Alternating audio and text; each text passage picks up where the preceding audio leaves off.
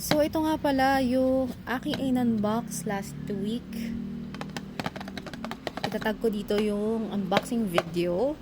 Ito yung Peach Riot Rise Up mula sa Pop Mart. So, ito yung mga pagpipilian na hindi ko napakita.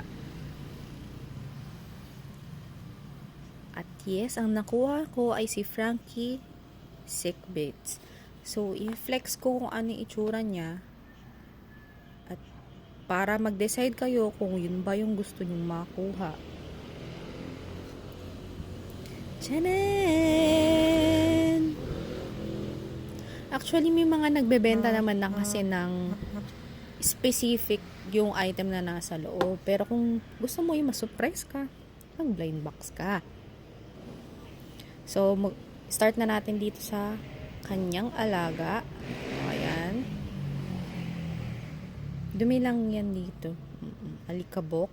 Kasi ilang araw na rin siyang naka-display sa labas. And then, ayan yung kanyang details. Medyo madumi lang siya kasi maalikabok talaga dito. Hindi rin siya doon sa nabili kong Pop Mart organizer kasi medyo yung mga Hirono, yung mga ganong size lang yung makakasya. Anyways, ito yung stand. Kung ano yung tsura ng kanyang alaga. I am not sure kung ganon din sa iba.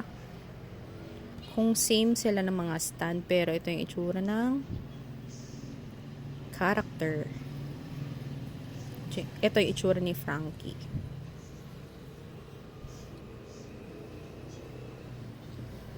Actually, matagal na akong toy collector.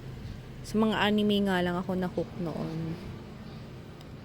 Yung mga Banpresto, Sega, ganyan. Pero ang hindi ko pa nabibili is yung mga resin kasi mas mga mahal yun. Grabe talaga yung presyo nun. Yan. So, ayun lang guys. Hoping makapag-decide na kayo kung gusto nyo ba yung mga ganitong series, mga ganitong character o hindi. Yun lang. Maraming salamat.